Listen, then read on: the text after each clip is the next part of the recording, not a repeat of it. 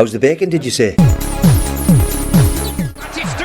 Oh, what a fantastic hit! Roy Keane on Haaland. Here's Sancho. Aguero! I swear you'll never see anything like this ever again. Hello, everybody, and welcome back to the Prawn Sandwich podcast for the first episode of season 4. I'm hosting today, Jamie Jackson, and I'm with my co-hosts, as usual, Dylan McKenzie and Nathan Cupid. Hello. Hi. The first episode of the new season this week is something we actually done a few weeks ago.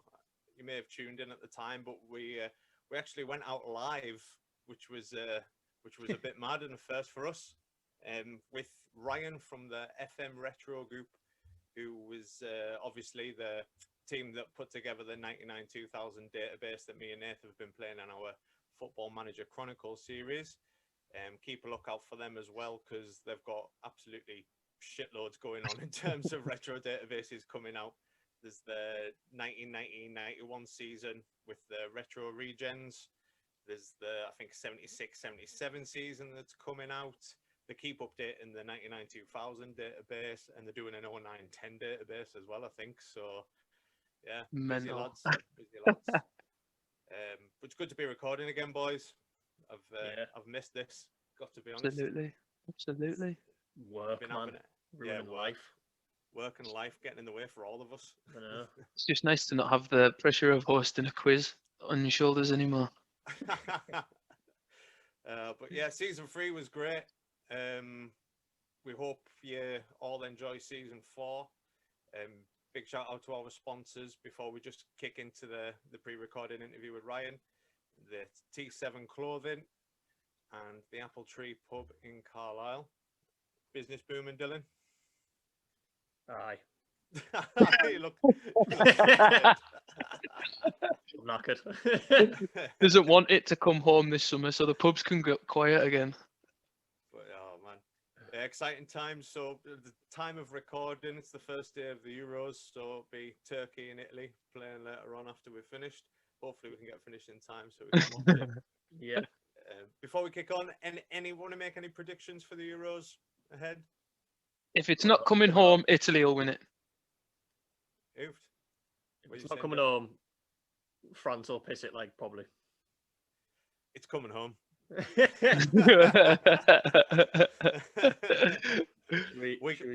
You know why? We're going to win it because I moved to Scotland halfway through the tournament. So I'm going to be living in Scotland when England win a major tournament. Fuck's sake. Right, should we just fire straight into the interview then, lads? Yeah, let's. So this is the Prawn Sandwich podcast interviewing Ryan from the FMRetro Group.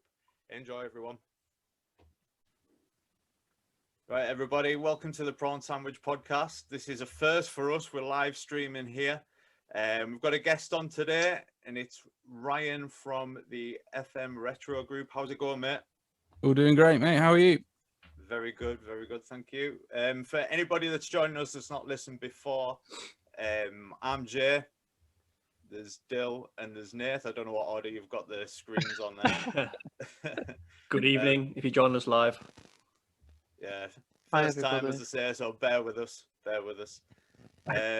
So we'll just fire straight in, Ryan. Normally when we have guests on, like just being general football fans, and we ask similar questions every time. So what was your first memory of football? Oh God. To be fair, I didn't really get into football until probably year 6 at the end of primary school, and most people who kind of follow the group probably know that I'm a teacher, so they know I'll talk in school years. So when I was 10, 11 years old, and basically my dad, massive Manchester United fan, and always people went, "Oh, you're a Glory fan, and oh, you follow the team that wins all the trophies." And my dad always used to say no. I started supporting them like when they got relegated, and I was like, "What? Like Manchester United got relegated?" And like he taught me all the history of like the club in the 70s and just basically how like shit they were when they first like he started supporting him.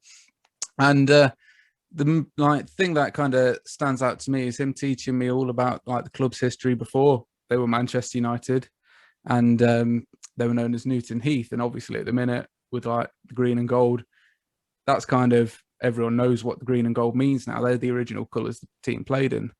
And I just remember year 6 primary school, and they always said to us, right, so for your leavers assembly, you can do anything you want, present anything. So I thought, what can I do? And my dad had all of the shirts from the 60s, 70s, the 80s, 90s. So I went in, wore every single Manchester United kit that he had. Must have been about 20 or 30 of them, and told the story of each kit. So I was just mesmerised by how much history there was in the club, and that just sticks with me, taking off like 30 shirts, sweating buckets like in front of the whole school. Must have been walking around like the penguin off Batman, like pure around with all them layers. For real, I had to get one of the teachers like to help me into the hall, because coming down the steps, I was tripping over my own feet because they were too big for me. We still got all them tops.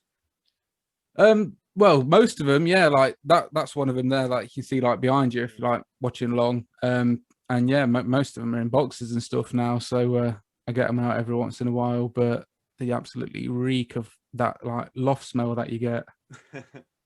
I know what you mean. I think all three of us have been buying quite a bit of shirts over the past year, and I've just put about 10 in the wash that I've like got off from like charity shops over the last week, and ordered in from eBay and that. See, I'm a bit weird with stuff like that. I don't dare put any of them in the wash in case it like ruins them.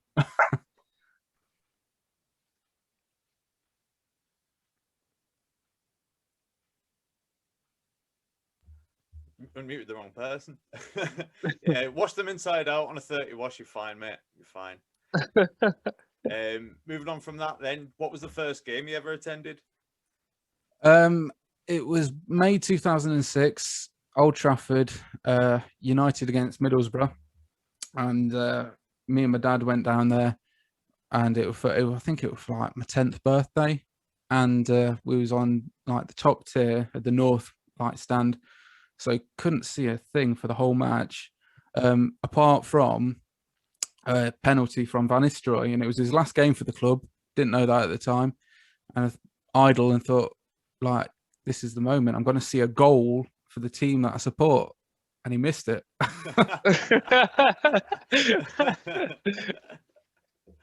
Oh man, what was it? What was the final score? Sorry. That was 0-0 in the end.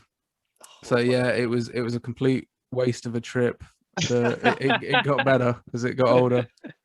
Mate, it took me 8 Sunderland matches before I seen us win a game, and that was including getting relegated to the Championship and still not seeing us win a game as well.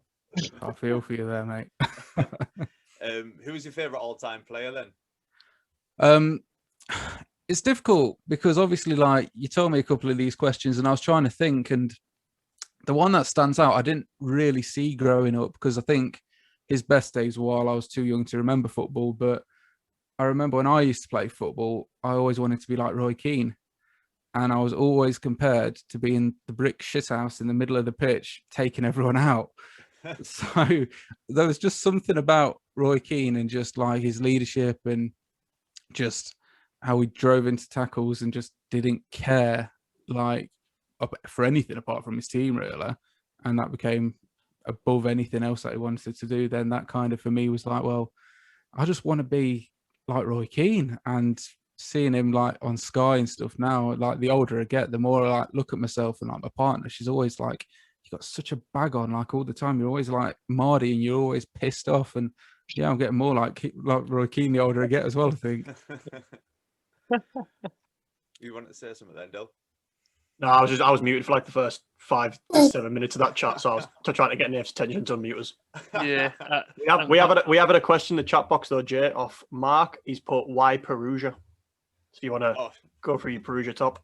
It's got the Carter 7 on the back. It's authentic 98, 99 Perugia shirt. If you one of the first ever episodes we did, me and Nate talked about 90s Serie A, and in our all-time 90s Serie A 11, Nakata made my right wing. Got a always had a love for Haitoshi Nakata. He's Yeah, alright. regarding Roy Keane, mate, I think us three can definitely all champion that argument. Like, Love more the so one. for like me and Dill probably when he was manager at Sunderland. We were absolutely in the shit when he took over, and he turned the club around. Like, Yeah. Well, he totally brought felt pretty it. much all of like United's reserves with him, didn't he, when he went down there? Oh yeah, and it worked. He got convinced Dwight York to leave Sydney, Australia, to come and play for Sunderland in the Championship. Legend. What's your favourite United goal of all time? That was one that I've probably seen at Old Trafford. 2010 against Liverpool, we had Berbatov up front, and it was 2-0 up, and he scored a scorpion kick, and that was amazing, obviously, and that would probably top most people's lists. But then Liverpool made it like 2-2. They came back. Gerrard scored like from a penalty and a free kick.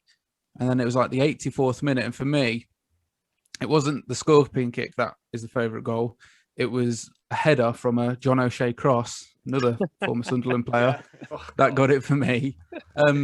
Just everyone was just absolutely buzzing that he'd scored a hat-trick against like the ultimate enemy.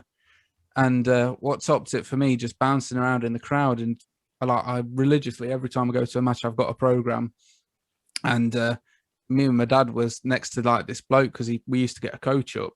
So we'd get a coach up to Manchester, and this guy who like he got the tickets off decided to sit next to us to like this match.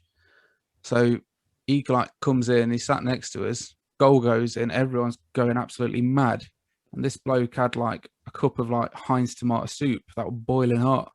And as everyone jumped up, all that fucking soup, it literally went all over my hair, down the back of my neck. But the worst bit, I didn't care about that. The worst bit was he ruined my bloody programme. I was just devastated. But I think just the atmosphere that day, that's why it's the favourite goal. Quality, mate. Well, we'll move on from the initial intro questions, and we'll go on to Football Manager then. Obviously, if you've listened to us regularly or seen some of our tweets over the last couple of days, we've been doing a Football Manager series we've called Football Manager Chronicles. And basically, how we got chatting to you was the 99-2000 database that you released for FM20, and it kind of like inspired us to do this feature on the pod. Before we get onto like database questions and stuff, when did you start first playing Football Manager, and which version of the game was it that got you hooked? See, I'm only 25, so it's not as long as most people probably think running like a retro group. Football Manager 2009 was the one for me. And to be fair, I didn't have a computer till I was, after 2009. I didn't get a computer till probably like 2014, 15. But I used to go around to my grandparents' house, and me and my mate, we used to just play out on the streets, and just, as every kid does, you used to think that you're going to score the winning goal in like the World Cup or something, don't you? And you pretend you're that player. So we used to do that, and he used to say, "Oh, do you want to come back around mine and like play like this football game I've got?" And it was amazing because obviously Football Manager's evolved since then. You can actually do proper multiplayer, but I could never do that. So we used to create two managers, and he'd like always want to be England because he wanted to pick the squad, because we'd always like say we should get the squad, and I'd always be like the England under-21 manager. But there's just something about like having that power to like pick the players you want and change kind of football that just really kind of hooked me. And I don't know why I didn't buy a computer immediately after that, but I kind of made the most of him buying the games for me up until 2014. I first started playing manager games like thanks to a pal that lived around the corner from me as well. I'm sure at my age, the first manager game I played was Premier Manager 98. Jeez, yeah. I had a picture of Bobby Robson on the front cover. Same, mate. Yeah, it was a quality game. And Ultimate Soccer Manager too, where you could like offer bungs and stuff like that. See, most of these games I've learned to kind of love as I've got older, because I'm looking back at like obviously United and stuff, and that's kind of where my passion comes from, just seeing like all the past players that they've had over the years. And I've literally bought every single game pretty much there is.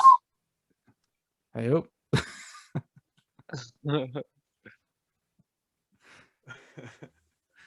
And yeah, I've brought pretty much every game there is going for football since then, and kind of played them retrospective almost. Oh, quality. So, database creating them, mate.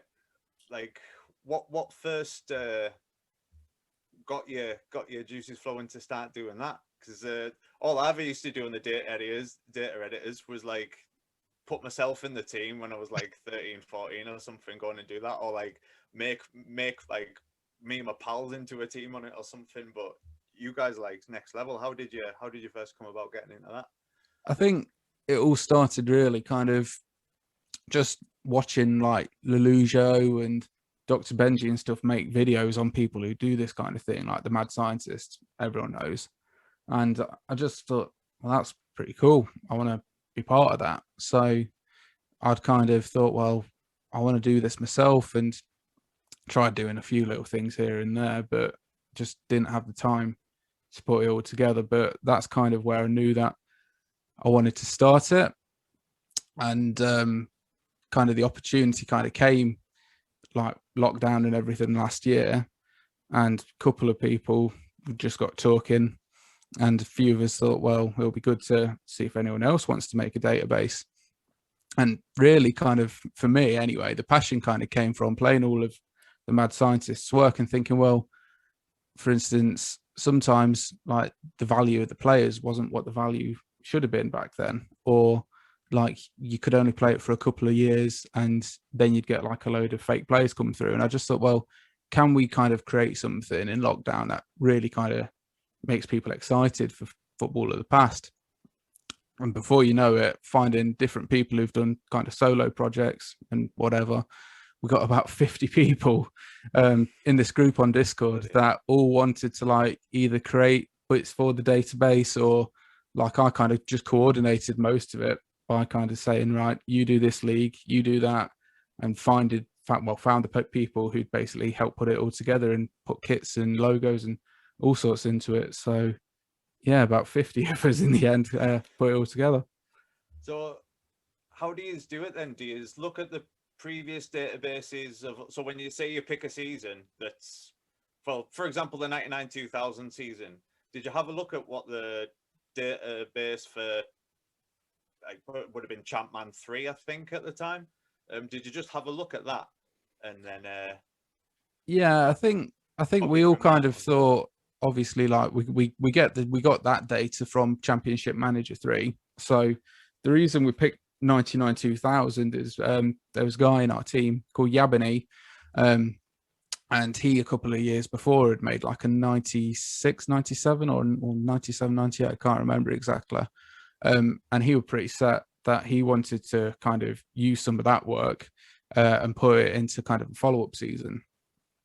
Me, Warrentina, we both love football of the 90s, so it was kind of set, that's what we'll do. But I can remember before we were set on that particular year, that was kind of the strong reason to think 99-2000s. And to be fair, anything past the 90s, you've got kind of things there that you can use from other games anyway to kind of get the data. But I think I put out a poll like in our group of like, I think it must have been about 20 people at the time. And I think it was mostly like football in the 90s, and that one like just scraped by. And I think a close second was like 98-99. So it was literally like 1 year's difference anyway. So yeah, we kind of left it to the group to decide, and that was the one that we went with in the end. Oh, nice. There's just something, I'm maybe a bit biased because that's like my era of growing up, but we talk about it all the time, how much we love watching football, 90s football, and reminisce about the players. It was different then though, wasn't it? Like it was more competitive without the money, and I think everyone's seeing that now, like with all the owner situation going on and stuff. Like that's when like football was really kind of run by the fans. Yeah, and especially things like Channel 4 hosting Football Italia. every weekend as well helped because you were able to watch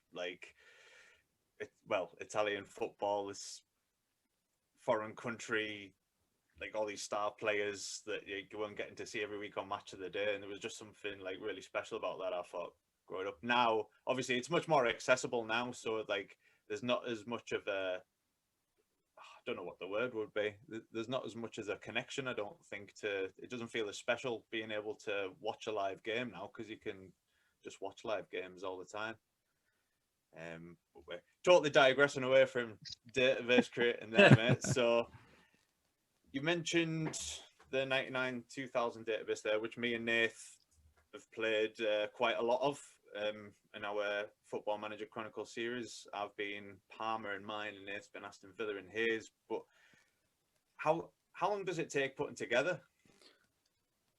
I think it depends. Like, I know when I tried doing a few solo things a couple of years back, because I was set on doing like something in the 70s I wanted to do when United got relegated, and it just takes so much time doing something like that individually. So really, like, hats off to the mad scientist who kind of does all that himself.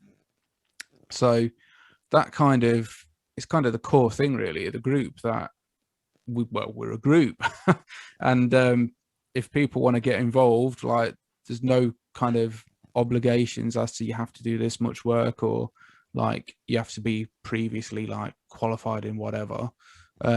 It's just a load of people who just want to help one another and put something together. So really, like, we started that project back in April last year, and we got about 7 or 8 playable leagues and made over, like, I think it was over 1 million changes in 3 months, just because there was like so many people like focusing on different things. Like, we said, like, somebody said, oh, I want to make like the Scottish Premier League. So I just turned around to them and says, do you know enough about it? And they went, well, yeah, I want the Scottish Premier League. I says, well, why don't you make it for us then?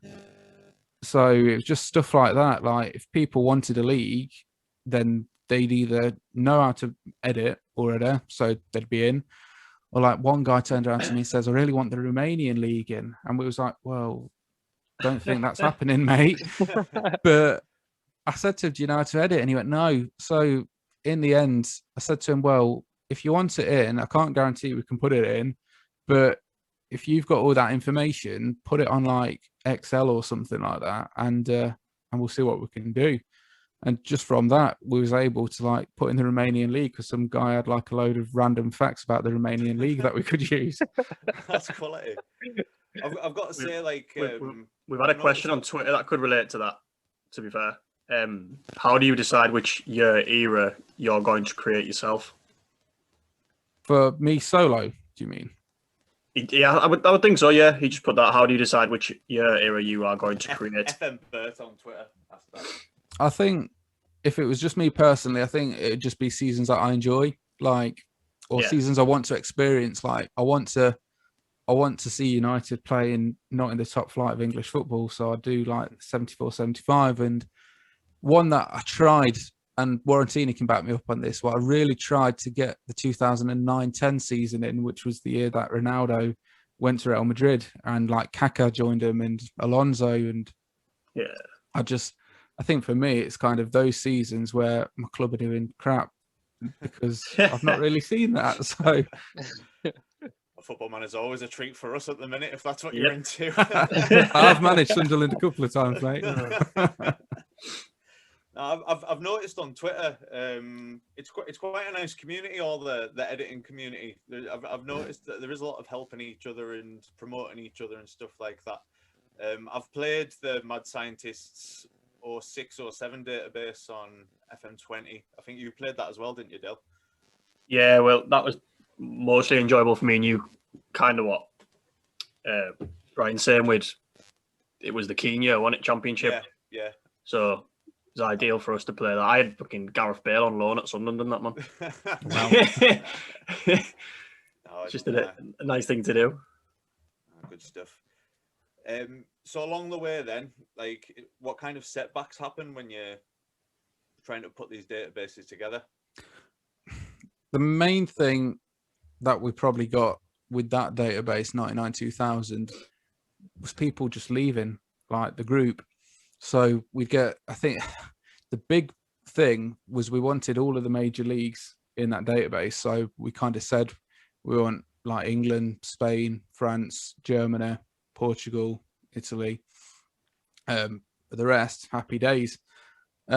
So quite early on, we got some people who said, well, we're from South America. We want to put Argentina and Brazil in. So fair enough. If you can do it, that's fine.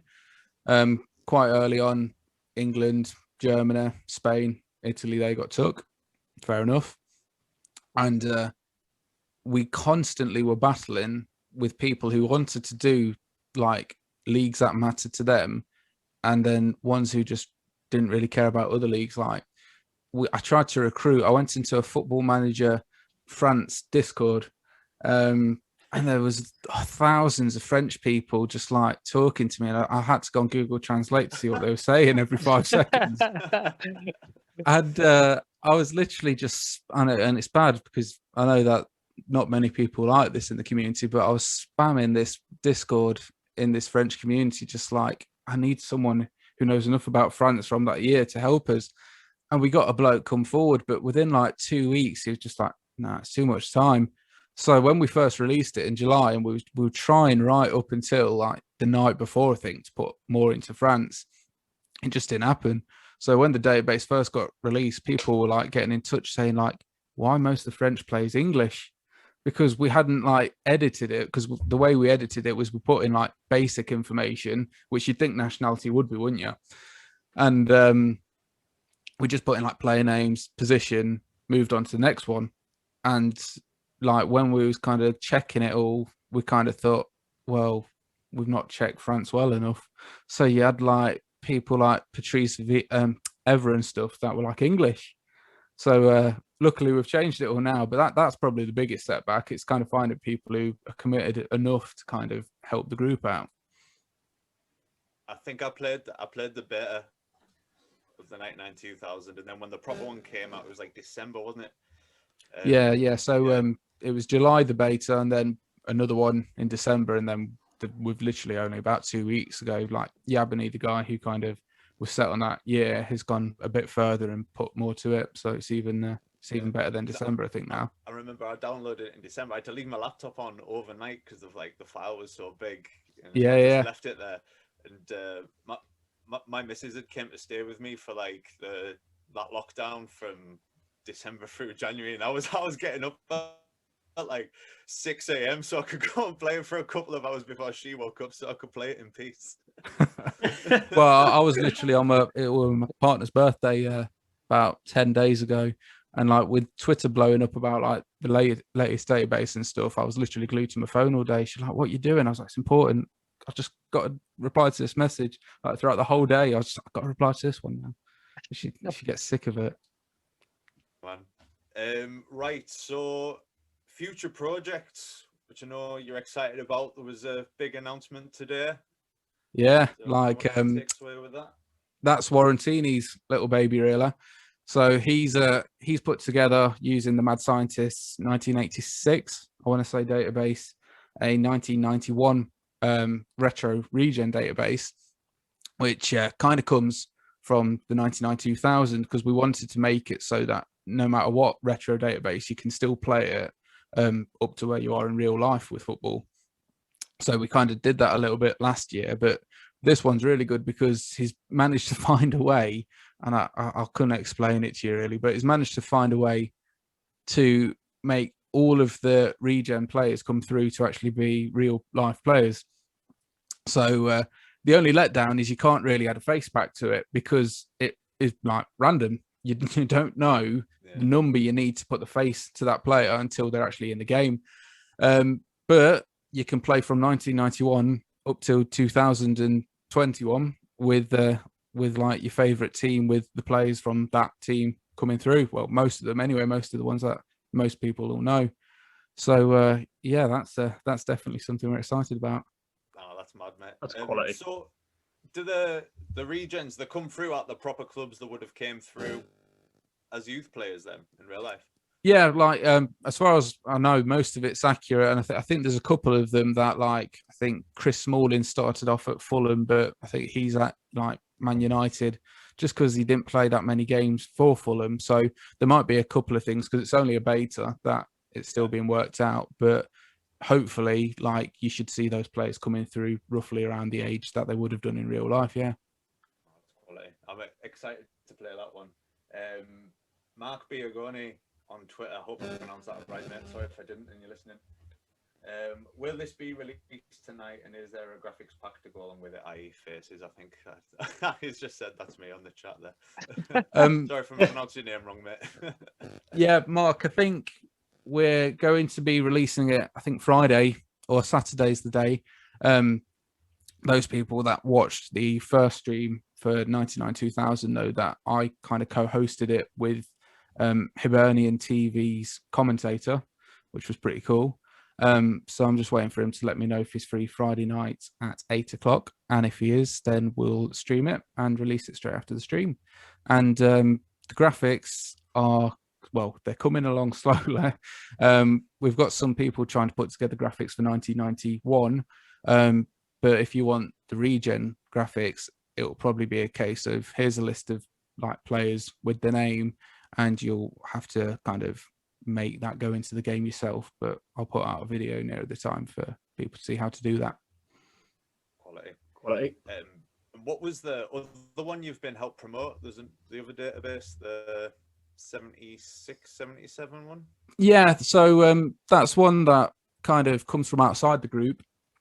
So Warrantini's kind of been with us since it all began. But this one, just interestingly, one day I got this guy message me saying, I've got a database. I think is the FM, trying to remember his name now. It's like FMRetro Databases or something. And he just sent me a few screenshots of this 76, 77 database. And I says, look, if you want us to promote it for you, because he only had about 50 followers, I says, we can promote it and offer you support through the group. And he's kind of tagged into the group now. So that's kind of what I hope the group can be, that if somebody wants to make a solo project and they've got far enough into it, but they think, you know, I could do with a hand now, then we can put them into the group and get them talking to people that can help. So what we've done for him, because I know he's doing a lot of the plays and staff himself into the game, but we've been able to get somebody in the group who makes kits, because there's a graphic designer to put kits into it. And I've been able to find somebody for him that can basically make all of like the old like competitions. So he was like saying to me, like, have you got the Intertoto Cup? Like, and that's before my time. But I was like, if that was around then, that's what we'll get in. So yeah, we've got all the old school competitions in for him, because he didn't know where to get all that kind of information from. That's great, man. Yeah, quality. Right, so if that's it on databases for now, we can move on to the quiz, unless there's anything else you want to say on it, Ryan. No, I think that covers everything, mate. Spot on. So over to Dylan now. Right, lads, quizzes, 10 questions around the 1990-2000 season. We chose that just because of the database you made, and if you follow our podcast, then Jay and Nath have been playing that database on the Chronicles. So we'll just fire in. If you've got a pen and paper, obviously people listen as well, fire in, tell us how many you get. Some people might find it really easy. Sometimes Jay and Nath complain it's for being too hard, but Seen, I think it was one of the last ones that you did on the team near you, and no one had a clue, like the players that have played in like the Prem. Oh, who'd played for Carlisle in the Premier League? That was horrible. That was. That was a really hard one. But nah, I think this one's a bit easier than that, to be honest. But 1 to 10, Dill. Yeah, 10 questions, and then a tiebreaker if it's all tied at the end. Cool. Play along and all if you're watching us live. Basically, if you want to play along, if you've got a pen and paper, just make a list. Number it 1, 2, 3, 4, 5, 6, 7, 8, 9, 10. Dill will read out the questions. We'll answer as we go. Then we'll go through the correct answers at the end. Yeah, so don't put any answers in the chat so the lads can steal them. Pretty much. No stick your final result in the chat. Right, so we'll go off with question number 1. At the end of the 99-2000 season, which 3 clubs were relegated from the Premier League? You have to get all 3 to get a point. So which 3 clubs were relegated from the Premier League? Ooh. Oh shit! Oh, that's a hard one. I got 2 straight away, but I'm stuck between who the other 2 could be. Nah, I've got it. I've got it. You got it. Yes, got it. Number 2, who was Man United's top goal scorer that year? There's a All few comps or the league? league goals. Oh, Few Should to get choose this one, from, to be shouldn't I, fair. really?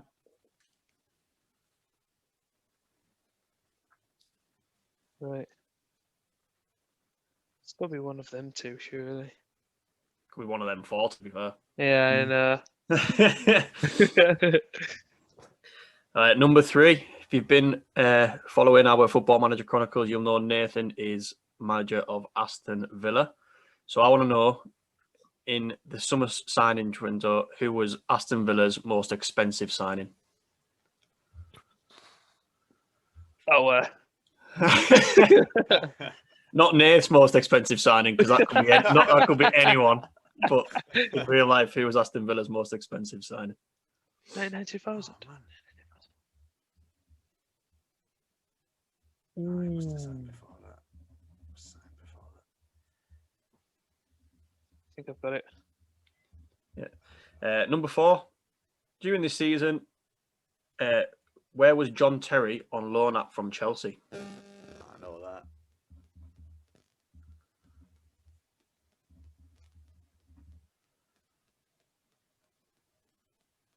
It's one of the things you remember just from looking at players' career history on Football Manager, isn't it?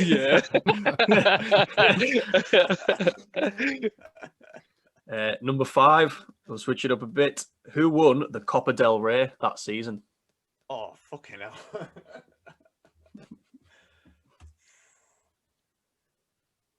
My beloved Depor won the league. But who won the Copa del Rey? I'm just trying to go off memory here from the season before. I can't. I'm just taking a stab in the dark. Number 6. This might be unfair to you two, Ryan and Nath, but if you've been following our Football Manager Chronicles, you will know Jamie's dream is to sign Ronaldinho from Gremio to Parma. So I want to know, in that season, how many goals did Ronaldinho score for Gremio?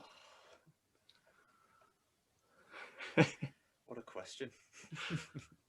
I'm going to have to take a real long look at my end of season quiz now.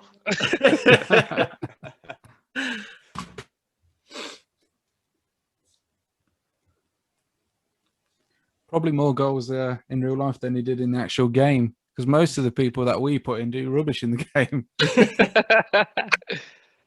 Apart from Dion Dublin. Yeah, Dion Dublin is phenomenal in Dion that Dublin's 2000 mint. database. Number 7, my beloved Deportivo La Coruña, like I mentioned, won La Liga that year. But where did Real Madrid finish?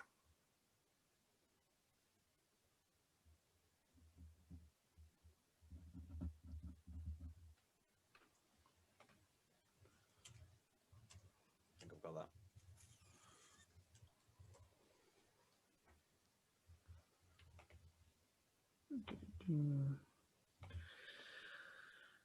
Number 8, who finished top scorer in Serie A that season? Oh, We've got a billion to choose from there. 99,000. Yeah. Oh, yeah. Certain veteran striker who was top scorer around that time. I can't remember if it was this season or not. Yeah, that's what I've got in my head as well. Right, I'm just going with it. I'm going with it. Oh, yeah. Yeah, I'm going with it. I think I'm wrong, but I'll go with it.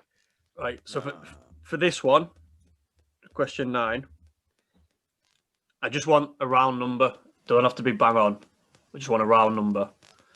How many copies did Championship Manager 1999 to 2000 sell in its first week of sales? I swear, I just had this question for a blog that I wrote. Is that a round number? So just to the Can't be that. just to the thousands. There you go. How many copies did Championship Manager 1990 to 2000 sell in its first week? And for that one, I'll give the closest the point as well. Mine's a pure guess. I would expect they should all be fewer guess, to be fair. Oh yeah, but like, I think I've gone over the top, to be fair. Finally, question 10. Who won the 2000 Copa Libertadores? Just Oh throw that one out. no! You're top of my head. Oh shit! Oh no! It's between two teams. Yeah, all right. We've I'm just done the good. bloody Club World Cup episode like the other week. Who won the 2000 Copa Libertadores? I've got that down. I think. I hope.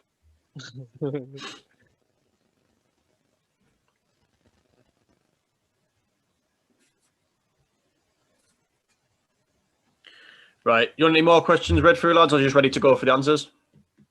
I'm happy to go through the answers. Yeah. Me too.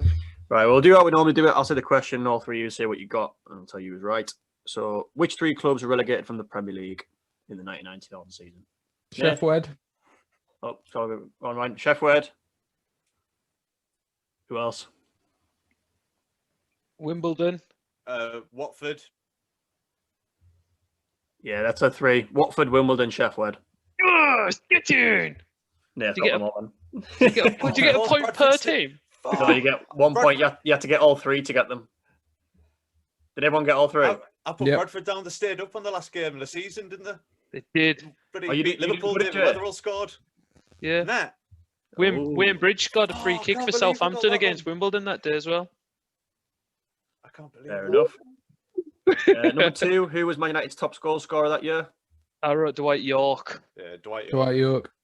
Yeah, Dwight York in the league. 20 goals. Andy Cole had 19. Class.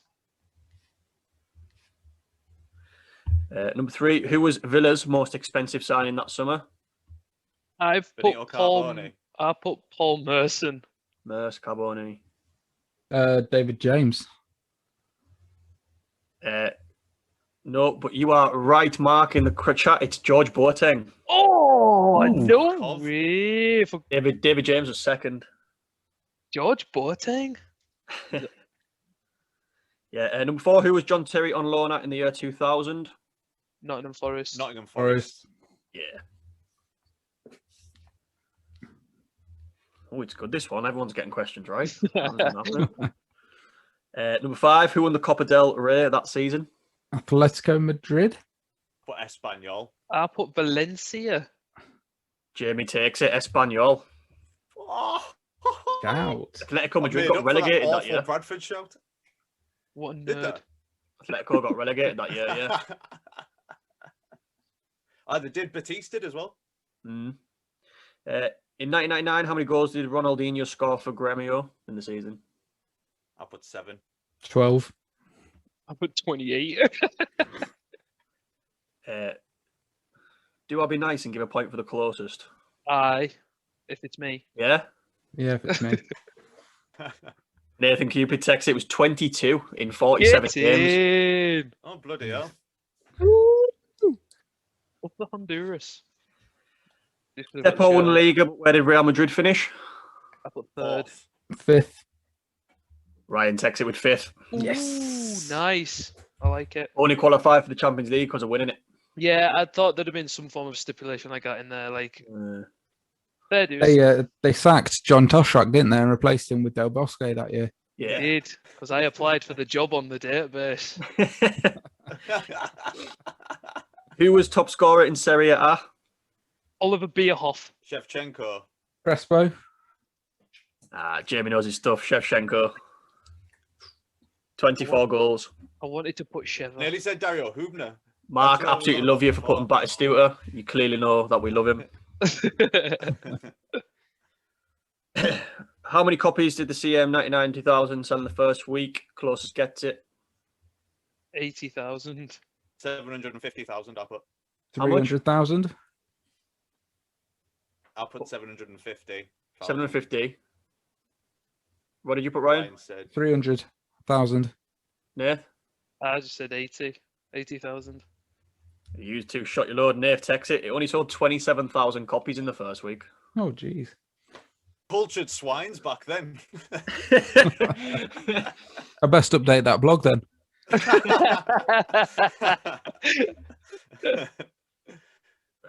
And number 10, who won the 2000 Copa Libertadores? Vasco da Gama. Vasco da Boca. Gama. So we have a we have a tie, which will lose the tiebreaker. But unfortunately, Mr. Jamie Jackson, you're out. What? Oh no! If Boca Juniors won the 2000 Libertadores.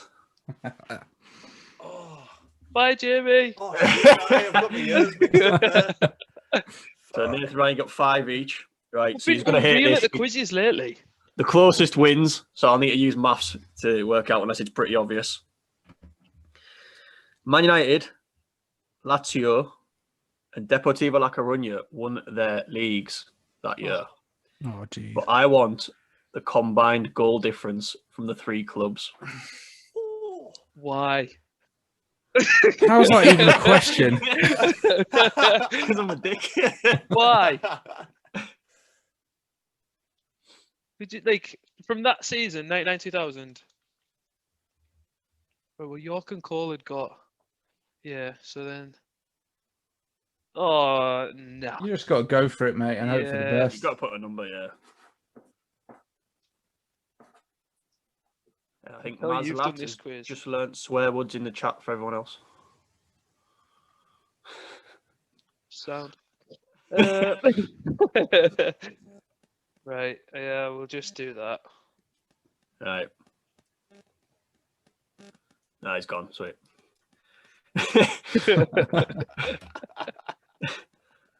Right. Both got a number, lads?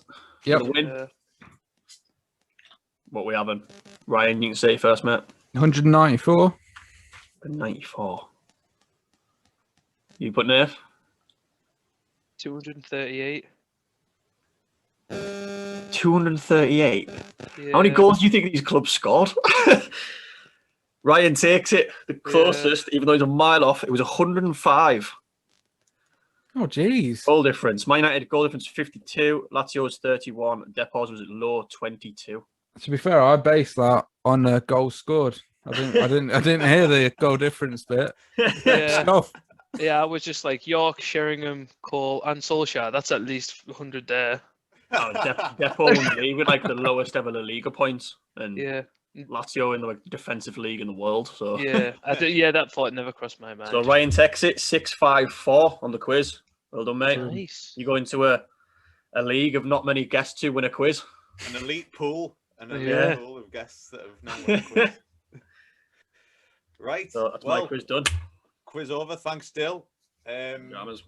So we normally end with guests picking a 1 to 11 of their favourite players from the club they support. But we've kept it with a football manager kind of theme for Ryan, and we've asked him to give us a 1 to 11, any formation of players that have served him well on previous football manager saves. We've done it in the past. I can't remember what episode that was. It was a while ago where we first done a Champman football manager episode, and me and Nath picked ours. So go on then, Ryan. Give us your formation. So let's just check. It's a 4-4-2. Just I'm just traditional.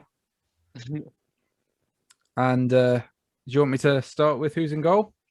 Yeah, well, mate. Before we start, we'll just say there's no regens, no new gens. It's all just players that we may know. So yeah, fire on. So I'm going to butcher the names because some of them I've never ever like seen in real life or anything or heard on commentary. But the good lads. And the first one I'm butchering is Guillermo Aucho, Mexican goalkeeper.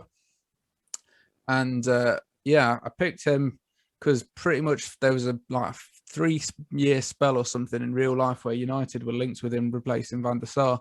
So he was the number one target coming in to replace Van der Sar on Football Manager. And there was just something about him because he had that big kind of afro-like hair.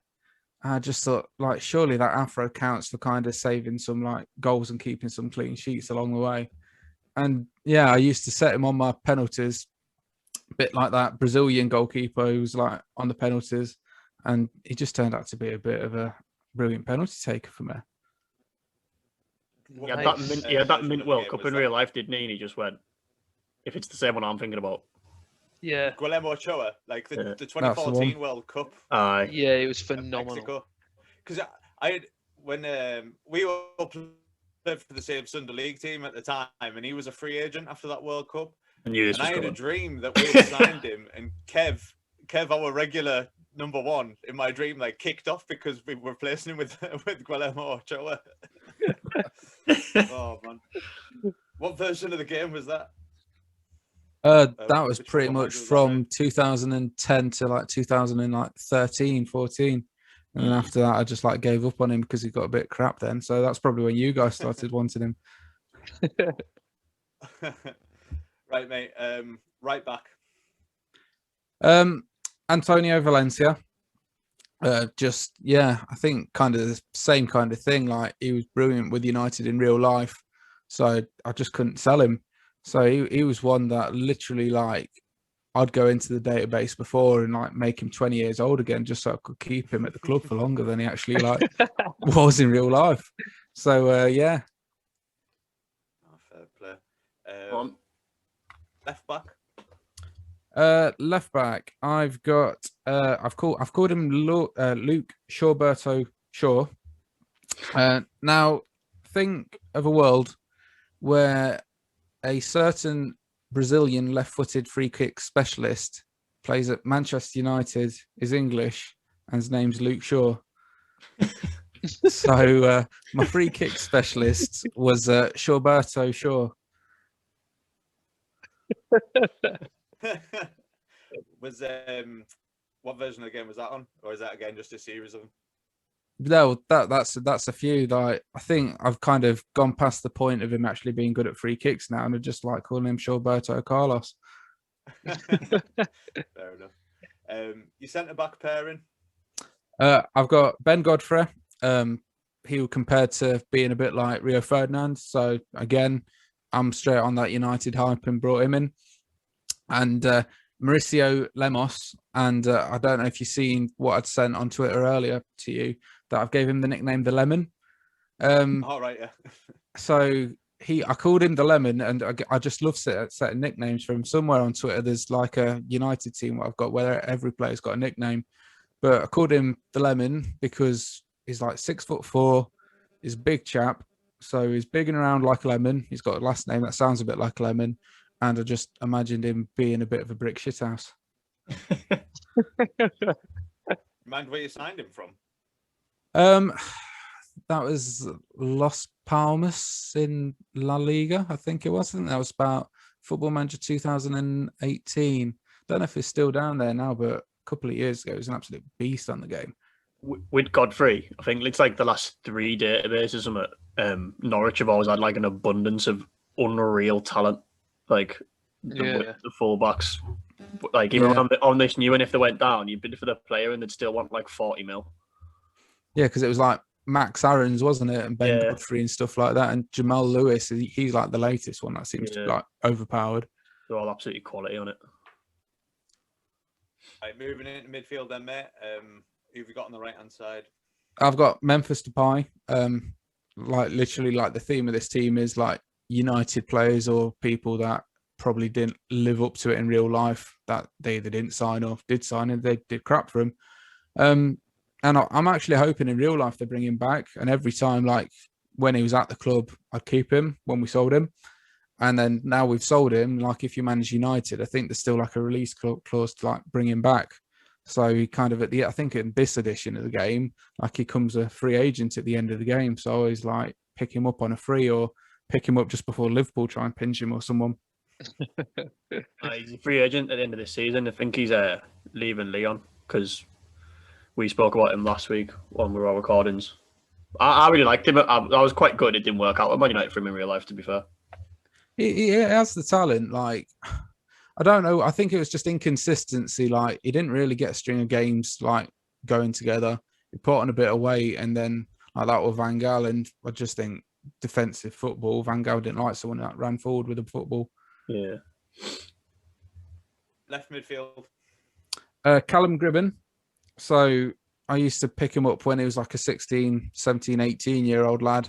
That just something about him. He, again, free kick specialist, penalty specialist. And most of the time he was like my sub. But I'd just bring him on like with 5 minutes to go. Don't know what it was about how I'd set out the team, but we'd get a free kick and he'd just score every free kick. Like, it was just a piece of piss. So he makes a place on team just for being able to come off the bench and score. Central midfield pairing. Coop Miners. He's kind of my Roy Keane, and quite a few people I know in this year's Football Manager pick up Coop Miners. And Ravel Morrison, someone who kind of never really got that chance, but in game, he's got that little bit of flair that you need. Cool. And up front bit. I'll have to explain my second choice. First choice, James Wilson.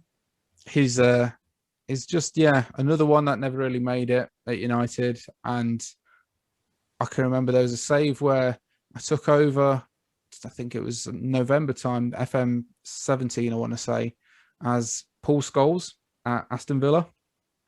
Because I don't know about you guys, but I always have to be a real life like football player that's not in the database as a manager. Oh, I might be stealing that now, actually. So yeah, That's like, good. if for some reason Paul Scholes wasn't in the database, or I went in the database and took him out because I just thought, what would it be like if Paul Scholes was a manager? So took him to Aston Villa, was like 18th, brought in James Wilson in January, and he scored something stupid like 32 goals in like 24 games, and we finished like 4th and was in the Champions League. So he's my first one. And the second one, like, I don't know about you guys, but I know a player that's gone on to kind of like make it a non-league football called Wes York.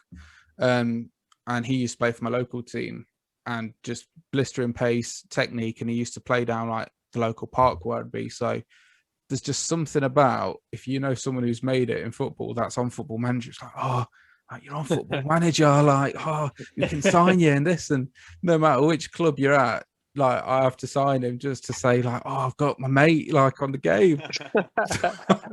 So a bit sad, but like, I don't know, you know you've made it if you're on Football Manager, don't you? Yeah, 100%. I guess we've had on recently Scott, who was a Celtic fan. He's just got a job as manager for Queen of the South under 18s. So we're hoping that he's going to be on next season. Keep winding him up, saying he's going to be on. Make him your assistant manager. He's going to be coach at like Real Madrid and everything, man. I don't care if his stats are like 3 for like promoting development or just he's gone straight into stuff. Just going to spam him with screenshots of different jobs he's going to give him. Well, there was a story, weren't there? I don't know if you've seen it, about Andros Townsend, like his like girlfriend or something, like was snooping on Twitter to see what he was like doing while he was at training one day, and it like came up saying, "Oh, Andros Townsend like skipped training's got like a 1 week fine," and it turned out like it was a screenshot someone took from Football Manager. Yeah. Oh, that's outstanding. So you got to do that for him and say, "Look, you got the Real Madrid job, mate." And out of all these managers that you've been in your time, if you're giving them people in the game that aren't in the database, have you got a favourite that you've been? Yeah, it's weird. Like, I've had my Paul Scholes, Ryan Giggs, all like United legends, but my favourite one, one year I even found a picture of my old football coach and cut it out, made it one of them like nice trimmed like faces and put him in it, which was weird. But my favourite's probably Hope Powell, who was the England women's manager for years before I think it's Paul Sampson or something, he took over. Because at the time, like this is when I first got into the game, like literally I had no imagination and thought, well, I don't really know enough players to put into it. So I just Googled like England women's team manager, and that's back when you could add like female managers. So I was her, started at QPR, went to Fulham, which is a team she apparently played for in real life, then got offered like the Real Madrid job, went from Real Madrid to Brazil, and then finished up at like Accrington Stanley or something stupid like that. So yeah, like that's the one that stands out, but definitely like some weird names I've made as managers in the game. Like that's a whole nother story, that is. I like that. It adds another dimension to it. Quickly run through 1 to 11 then before we finish up. So I've got Alcho in goal, back four Valencia, Lemos, Godfrey and Shaw. Midfield, Depay, Coop Miners, Morrison, Gribben, and up front I've got Wes York and James Wilson. Nice. Right, Ryan. Thanks very much for coming on, mate. No, it's been a pleasure. Been an absolute pleasure, and you're welcome back anytime. And be sure to keep an eye out for those databases that are coming out. Yeah, and I'll make sure that I give you guys a bit of a plug on our page too, because what you're doing is amazing, and keep up the great work. No, thank you Cheers, very mate. much. Appreciate it. Oh, you. Before we sign off, if anybody's new listening to us, that's listening on like live, if you could follow our Twitter if you don't already, it's at Prawn Podcast, and you can follow our Instagram at Prawn_sandwich. Subscribe to us on wherever you get your podcasts, and just give us a listen, give us a chance, and listen to what we do. We just like talking footballer, and we don't take ourselves too seriously, as you can see. Shout out to our sponsors as well, T7 Clothing and the Apple Tree Pub in Carlisle. If you're ever up in Carlisle, come to the Apple Tree and have a pint with us. Dill's the manager there. And it's been an absolute blast. Was a bit nervous about doing it live, but thoroughly enjoyed it. I know. Handled it like a pro, mate. Handled it like a pro. Can have a drink or two now, boys. Yeah. Right. Thanks very much, guys. Till next time. See you later. Arrivederci. There we go. Oh, we can. How's the bacon, did you say? It's Duta. Oh, what a fantastic hit! Roy Keane on Haaland. Here's Sancho.